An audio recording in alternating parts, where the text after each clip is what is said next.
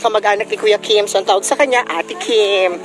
Hi! Say hello! Oh my God! Hello, my... Hi, vlog! We're going to the... Oh my God! Another one, oh! You know? You know? Kita nyo yun? Yun. Tambis ang tawag doon. Sura ng mga undiscovered falls ng San Andres, Quezon. Ayan, medyo mahirap lang po ang daan, madulas. So, challenging, pero mas challenging pa rin po magmahal ng taong hindi ka mahal.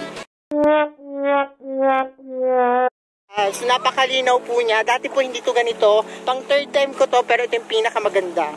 Sabi nga, after ng bagyo, may bagyo ulit. Dito sa gilid ng daan.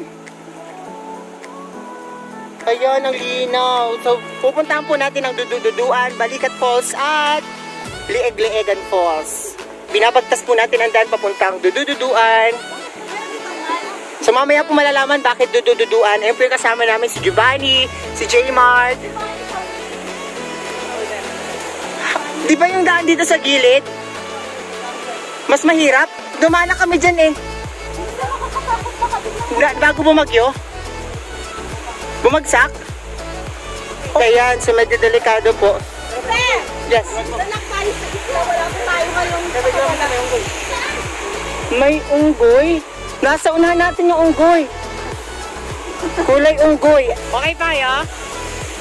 Okay na okay. Go Kim! Kaya yan. Minor lang to. Minor climb.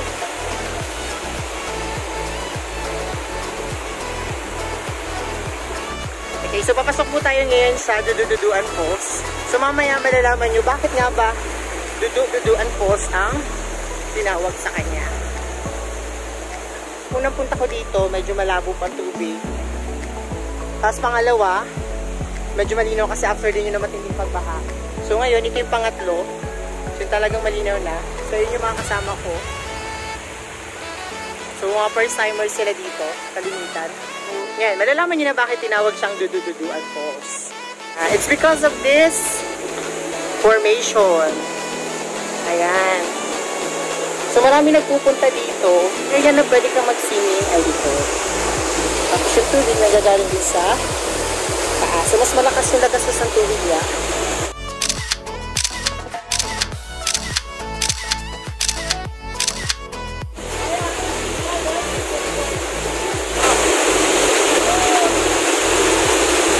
Sarap! Sarap! Sarap! Dire-diretso lang. Labo nyo na yung tubig. Total, malabo din naman yung relasyon nyo. Kaya okay lang malabo na ang lahat.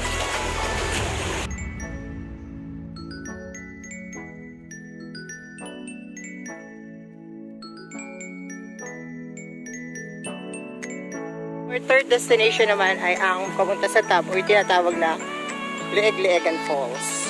So, mas malamig yung tubig kumpara din sa Dududuan Falls.